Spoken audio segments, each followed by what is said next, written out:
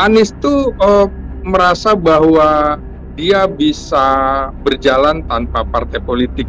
Nah, artinya kepercayaan diri yang berlebihan dari diri Anies itu menjadi blunder juga buat dirinya. Udah wassalam ya, ini wassalam betul ini ya. Kalau kemarin saya wassalamnya agak gambling karena ada putusannya membesarkan Anies itu sama halnya membesarkan anak macan, sama halnya meletakkan duri dalam daging kan sebenarnya. Anies yang selama ini selalu jadi ancaman bagi banyak kalangan, potensi ke depan itu justru akan membuat persoalan politik itu tidak kondusif dan tidak stabil. Ini bisa saja dimaknai semacam itu, karena kan kalau di X kan perdebatannya ini bukan hanya soal Pilkada Jakarta, tapi bagaimana PDIP sudah mulai membangun transformasi dan gestur politik komunikasi kepada Prabowo khususnya yang dalam waktu dekat mungkin akan dilantik sebagai presiden terpilih, bahwa PDIP jangan ikut bermain api juga dalam tanda kutip dengan mengusung Anies Baswedan yang jelas-jelas ini akan justru menjadi pihak-pihak yang selama ini akan terus menjadi batu sandungan dan rong-rongan untuk pemerintahan di masa yang akan datang. Karena apapun, Anies pastinya akan dijadikan sebagai alat pihak-pihak yang selama ini tidak suka dengan pemerintah. Sepertinya begitu, Bang Sah. Nah, kalau kita agak kembali flashback dikit ya ke beberapa hari yang lalu, kan ada sejumlah kalangan di PDIP, tokoh-tokoh PDIP yang mendukung Anies ya. Itu kan model seperti orang seperti Mas Hasto ya, Sekjen, kemudian Mas Hinton, kemudian Deddy Sitorus. Itu kan betul-betul yang melihat Pilkada Jakarta adalah ajang untuk melawan Jokowi. Jadi tujuan mereka itu bukan pilkadanya itu sendiri, tetapi bahwa sosok yang harus ditampilkan adalah yang betul-betul anti Jokowi lah gitu, perubahan, oposisi dan lain-lain, dan dia melihat ada pada Anies. Nah, kira-kira kelompok atau kubu yang seperti ini di PDIP gimana kelanjutannya itu? Mereka kan pengen menjadikan ini battleground untuk melawan Jokowi lah gitu ya. Ya, kan di PDIP sebenarnya banyak aliran dan banyak kepentingan, Bang, terutama friksi-friksi di dalamnya. Jadi ada aspirasi yang kemudian menyebut Anies, dulu ada yang menyebut Andika, ada yang menyebut Risma, ada yang menyebut Pramono, kan banyak dari dulu. Tapi setelah diputuskan bahwa Pramono Anung itu sebagai calon gubernur yang dipilih, maka friksi-friksi itu hilang, tegak lurus semuanya. Karena setahu saya ada istilah yang sering dikutip oleh PDIP, banteng itu harus berbaris. Yang tidak berbaris itu adalah celeng kan? Oleh karena itu bagi mereka satu-satunya cara dan argumen untuk mengalahkan dominasi Kimplas yang mengusung Ridwan Kamil dan Suswono adalah Anies Baswedan. Karena bagi kubu yang tertarik mengusung Anies, bagi mereka pertarungan itu ya bukan hanya soal kader dan tidak kader, yang paling penting adalah menang.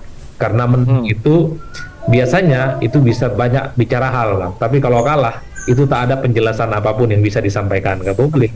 Kalau saya sebenarnya termasuk yang agak sedikit pro ya, ketika PDIP itu berkoalisi dengan Anies, tidak ada yang salah dan tidak harus menjadikan Anies sebagai kader. Namanya koalisi pasti ada mutual interesting dan mutual understanding.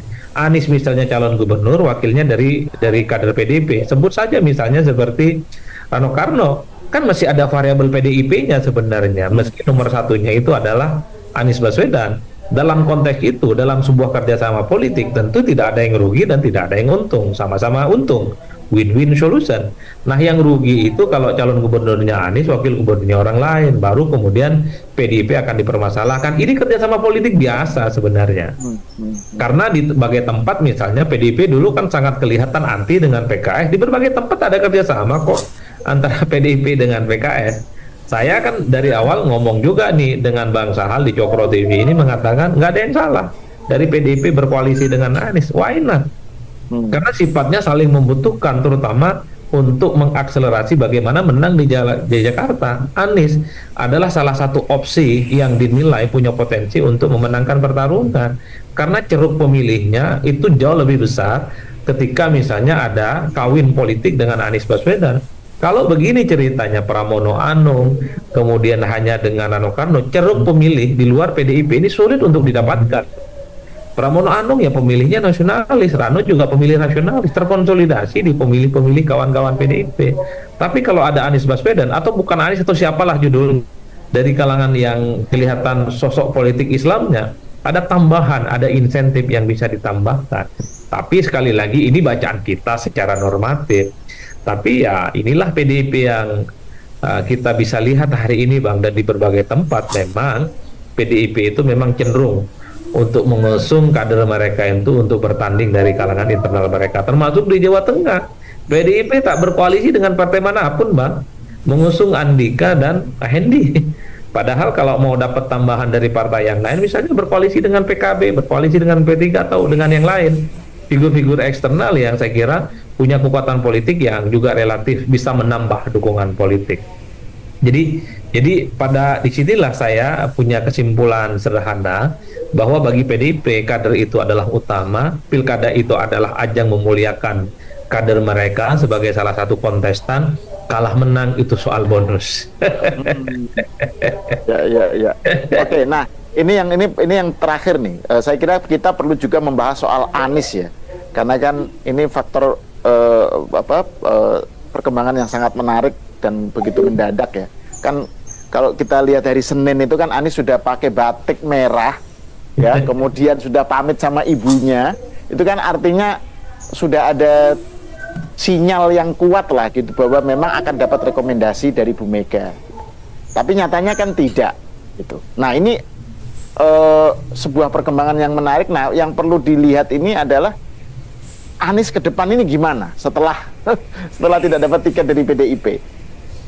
Apakah masih ada harapan nggak misalnya PKB tiba-tiba tidak ke Kim Plus tapi mendukung Anies gitu misalnya, tinggal 1 hari loh ini. Terus yang kedua, Anies kan melihat Pilkada Jakarta itu kan sebagai ajang persiapan untuk 2029. Nah, ajang itu sekarang peluangnya makin kecil nih, bahkan mungkin nggak ada lah gitu, untuk dia peroleh. Terus 2029 ini gimana bagi Anies nih? Gimana Bung Adi melihatnya? Dua hal itu. Kalau untuk maju Jakarta, rasa-rasanya memang sudah tergembok. Oke. Bahkan dicor ya, nggak ada kesempatan. Setahu saya. Udah wassalam ya? Ini wassalam betul ini ya? Kalau kemarin saya wassalamnya agak gambling karena ada putusannya. Tapi per hari ini kan kita juga melihat bagaimana PKB juga memberikan dukungan politiknya ke Kim Plus.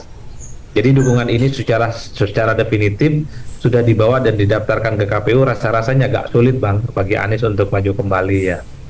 Jadi ya, bagi saya Anies untuk urusan Jakarta sudah selesai, the end dan wassalam.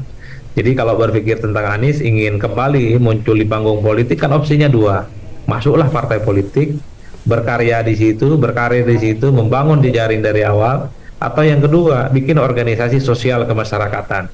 Anies kan jago Bang, ilmu politik, ahli politik, ilmunya mantap gitu, mantan rektor Paramadina, aktivis HMI, lulusan Amerika.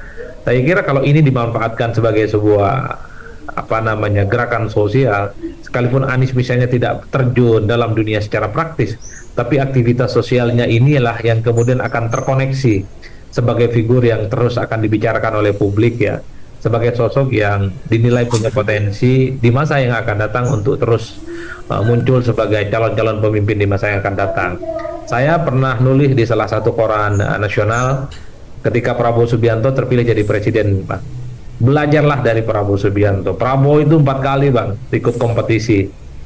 Pernah ingin maju Pilpres melalui konversi Golkar, gagal dia saat itu 23-24 kalau 2003 ataupun 2004. Saya lupa persis. Gagal. Prabowo ikut konvensi Golkar saat itu. Tapi kan Prabowo tidak patah arang, keluar dari Golkar bikin Partai Gerindra. 2009 maju sebagai wakil pendampingnya Megawati, kalah.